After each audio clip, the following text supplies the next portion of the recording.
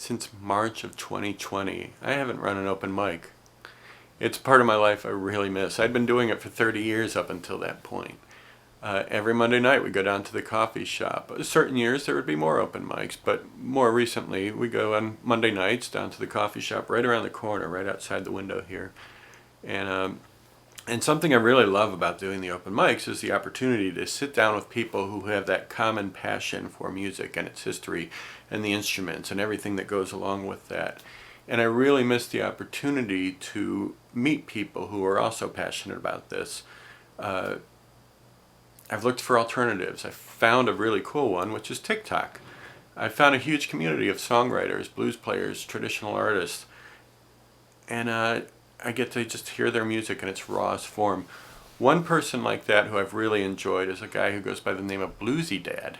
I'm going to talk to him today, so stick around.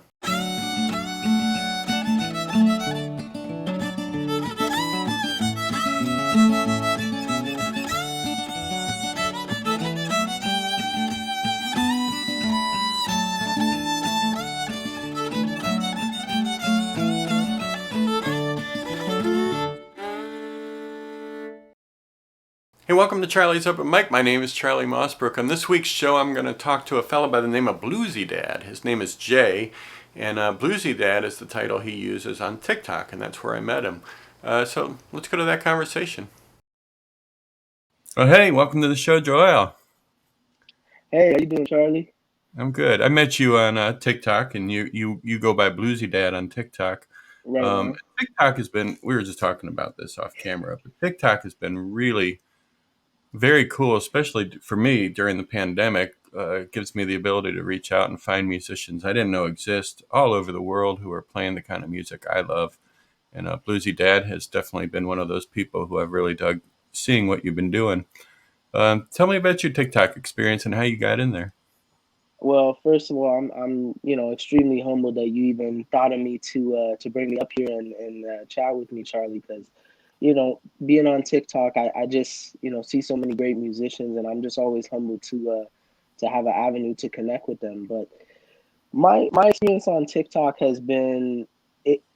It started out I wasn't particularly intending on going on there and just posting a bunch of music of me playing covers and things of that nature, or even some original pieces.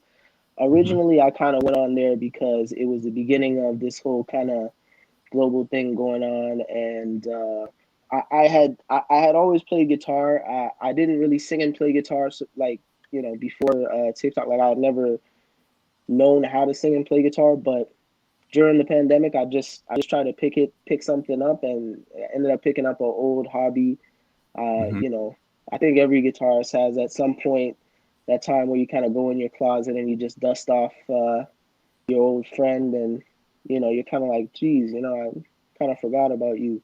And then hopefully that opens the door for them to keep playing forever, because I mean that's the goal, right? So TikTok Hmm. has just been basically a way for me to, first of all, just pay homage to some of the musicians and just historians that just inspired me to want to play guitar and want to play the blues and stuff like that, and also give me a reason to get out there and put myself out there and play music for people to enjoy. Where are you from? I'm from Toronto, Ontario. I was born and raised up north. Okay. Um, so yeah, the home of Jeff Healey, and we got some cool blues acts coming out of here. So yeah, but yeah, most of my life I lived in Toronto, Ontario. So one thing I've noticed about what you present on TikTok, you're real into history, into the music history. Yeah, Uh, absolutely. and there are a couple things that I wanted to ask you about. One is you've got a cool guitar collection. Thank you so much, Uh, man. when you said dusting off an old friend, I was thinking of some of those guitars. How do those guitars find you? So it looked like somebody on TikTok sent you that Stella. Yeah, yeah. So my buddy, and so crazy that we're talking about Dusty. My friend Dusty Licks, on TikTok. This is another person I met through TikTok. Hmm. Um, he just ended up following me one day. I saw him and I followed him, or something or the other happened. And yeah, he was actually kind enough. I don't know what made him think of me, but I had never, all of my guitars, none of them are particularly like vintage. Like, I mean, they're the oldest one's probably from 2005, right? That was my first guitar, so it's not vintage or anything like that. But this guitar that the Stellar Harmony, like you're talking about, it's a neat little parlor guitar. I can actually show it here. I'll show you it just for the purpose of talking about it. Hmm. It's beautiful, and he just, I guess, thought to send it to me. I mean, that's what TikTok just kind of, I mean, it opens up so many huge doors to make great acquaintances and great friends. So, I mean, I'm so grateful to even, for someone to even, sorry, for someone to even think of me to send me a guitar is just, it's incredibly humbling. So, but yeah, that ended up being the first vintage guitar that I've ever owned.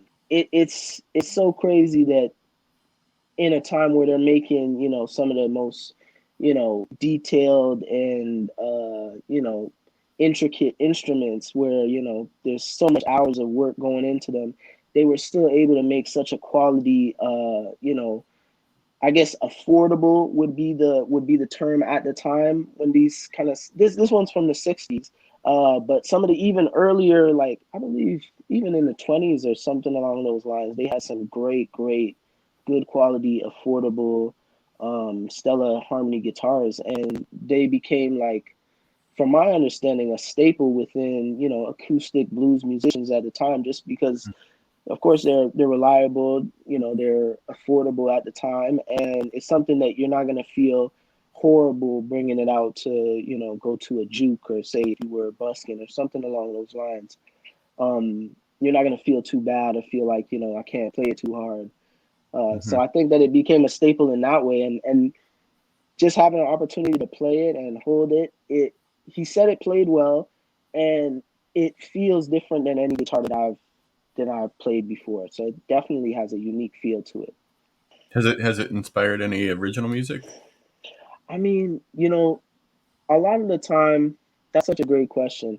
In terms of like original music for me, every time I pick up a different guitar, and I think this is similar for so many different guitarists and musicians, it kind of inspires a different style of playing. And a lot of the time with the covers that I do, I try my damnedest to go and, you know, buy the records. Like if I show you the blues records that I buy, I try to buy the records and listen to it by ear. But I don't know what it is. Sometimes maybe my chord vocabulary, or, you know, I'm missing the pieces to really play it authentically or true to how they were playing it. If you're into like the blues purist thing, I'm not. I love all kinds of blues, all kinds of music, all kinds of genres. So I'm not really a blues purist or anything like that. But, you know, for the life of me, I'm unable most of the time. I don't know if people notice it, to really play it true exactly to how the artist was playing it. So it becomes kind of a, instead of going into it thinking like I'm gonna play a cover, I kind of look at it as I'm gonna play my own version. So a lot of the times when I'm, you know, kind of feeling inspired, I'll just pick the guitar up, and you know, it could be a piece of this type of playing from Lightning Hopkins, or a piece of this, and I mix it together and make my own kind of thing. So it makes it, so it's got those, you know, those subtleties of, you know, the people that I'm inspired by, but I like to think of it as I just do my own versions of things. So a lot of the time when I'm doing these covers, it is kind of almost like a learning experience for me, and it becomes something that, to me, it feels like I'm learning something all on my own, because like I said, I have a lot of difficulty playing exactly along to a song or something along those lines. With the history of blues, which you seem to really dig, and I've noticed that you've picked up a lot of ground on TikTok, providing people with opportunities to hear a lot of those old players. What are ones that stand out for you? And For me, I didn't find out about these musicians like chronologically. It wasn't that I knew about these early blues musicians and then I kind of progressed up to the. It was more like I knew of, say, rock and roll, and I was Mhm. intrigued as to who the people who inspired it. Because, you know, as a person of color, I didn't necessarily know enough history to feel representation in rock and roll, but the music I love, it's the music that I love. So I was always, you know, kind of wondering and saying like, well, who are who are the people that inspired this music? Like, where does it come from? And through that kind of journey to understand, the different predecessors of, our kind of modern popular music, or music that was considered within the popular genre at points. There's been rock that's been popular music. There's been, so it kind of led me down a path to looking into these old blues musicians. And one of the first ones that I really took notice to was actually Son House. So I watched a documentary with Jack White. It's called "It Might Get Loud." It has Jack White in it, The Edge, and Jimmy Page. And there's a point in that where Jack White kind of takes a moment to pay homage to his influences. Um, and he talks a lot about Son House. And when I heard Son House, it was kind of like my mind was just like, I was like, whoa, I've never heard anything like this before. And I kind of went down a wormhole that led me to different Delta musicians like Charlie Patton. You got Son House, Robert Johnson.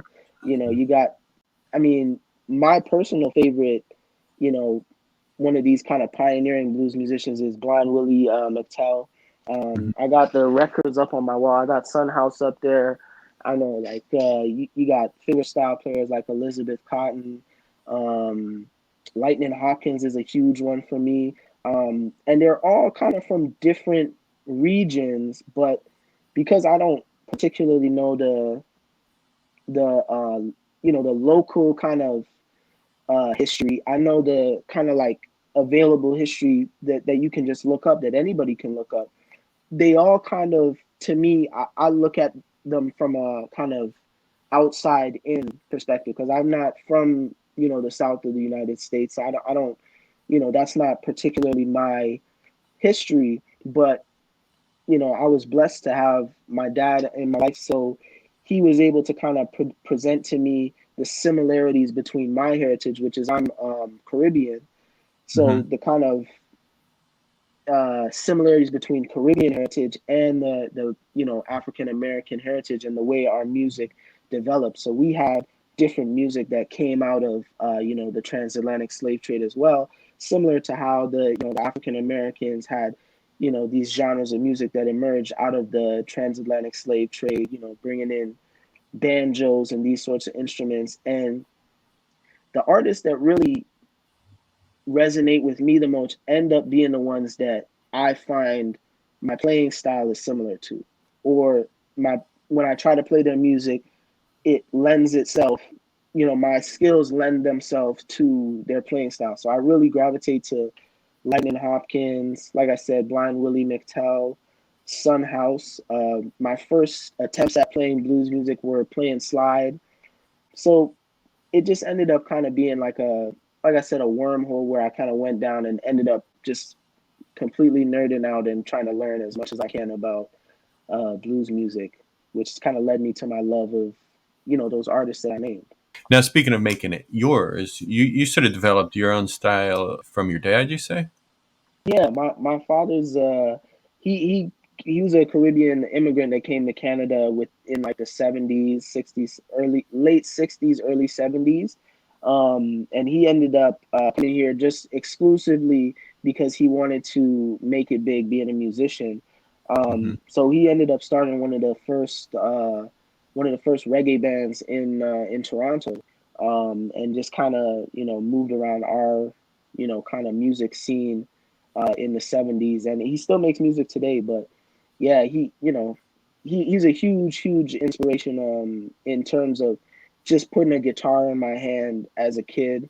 um he taught me my first, just the fundamentals of guitar, and just having music constantly around you is something that is extremely nourishing um, to make you kind of want to be involved, and make you want to pick up the guitar, or want to, be involved with music in some way. So he's definitely plays a huge role, and still today gives me tons of advice, whether I ask for it or not. Tons of advice about music, and always sending me clips of blues musicians. I'm like, yeah, I've heard of him. Yeah, just yeah. So I always thank my dad for kind of just putting, planting the seed of music in me and making me want to, pick up the guitar, like I said, yeah.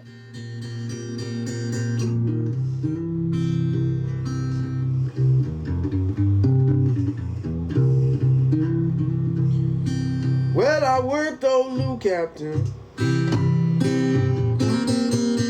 No, I worked old Bill.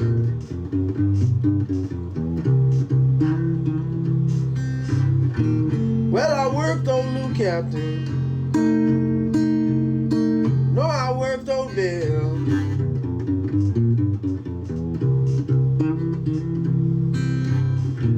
Well, I couldn't seem to find me a mule yet with his shoulders well.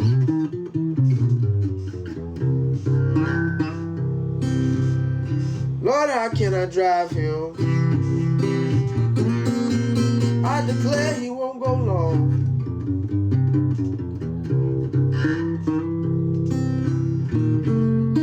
Well, how can I drive him? Yeah, I declare he won't go long.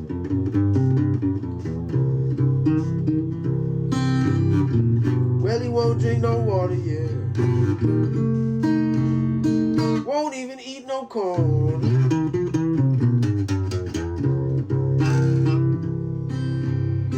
Well, I'm a long line skinner, yes, Lord. But I got the shortest line.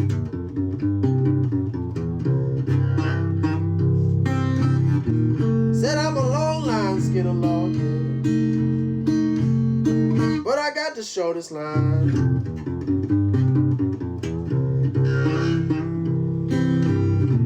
Well, my boss got a fast shooting pistol, yeah. I'm gonna take it in the morning if you make me mad, yeah.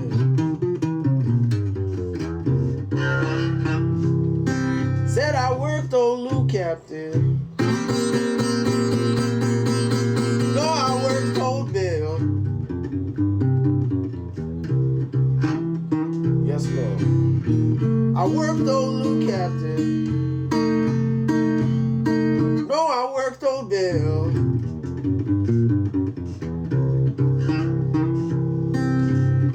Well, I couldn't seem to find me a mule yet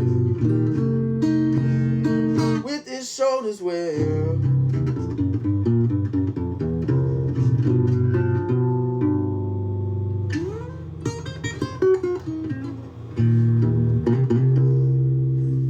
Hey, thanks for watching Charlie's Open Mic this week, and thanks to Jay for sitting down and talking to me and sharing the music. It's really, I love meeting new people who love the music as much as I do, so this has been a really nice show. Please, as always, hit that subscription link down below. Please ring the bell for notifications of upcoming episodes. And you can find us at charliesopenmic.com, where you can find a Patreon link to help support the show. Thank you for watching, and we'll see you next time.